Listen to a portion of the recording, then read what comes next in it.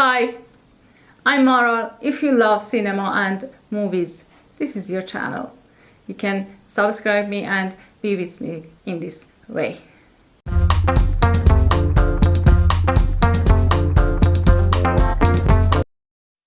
Okay guys, I wanna talk about Godzilla Minus One, a return to the kaiju franchise's roots.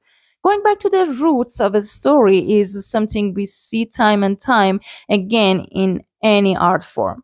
Even if that art form is a giant lizard creature that arises to wreak havoc on Japan. Now for all the fair weather King of the Monsters fans out there, Minus One is not going to give you what the American adaptations give you. This isn't what we have seen in past films made stateside. This is the kaiju movie returning to what made it a memorable a staple of cinema before it became a man in a suit stepping on a toy tanks. A film kicks off with a thrilling opening few scenes. They take place in the final days of Japan's final hours in World War II before they surrendered. A kamikaze pilot named Kuji Shikishima lands his plane on a schedule island, saying that there are some technical issues with it.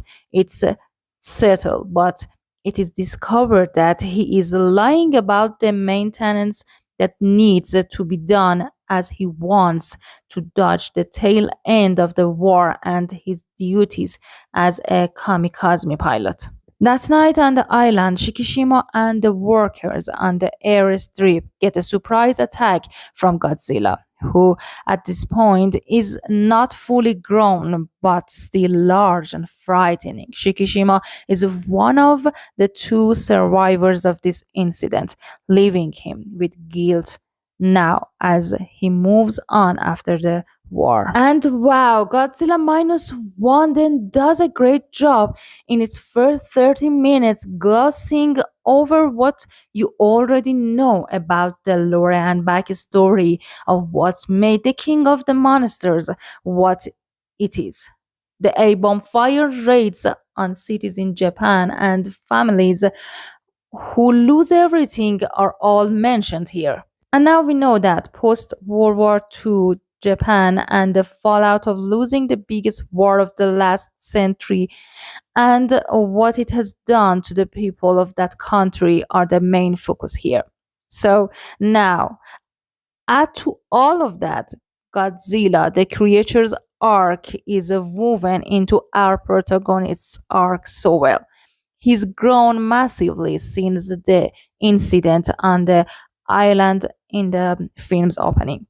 He collides with Shikishima and other fishermen on a boat trying to disarm main fields in the ocean. It seems that it's called Godzilla Minus One because Toho International's president Kazuyo Ida mentioned that the film takes place after Japan's lose in World War II.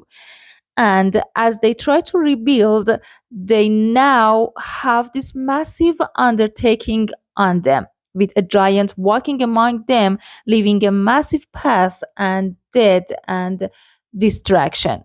Make no mistake, I think Godzilla Minus One is the one of the best movies of the year.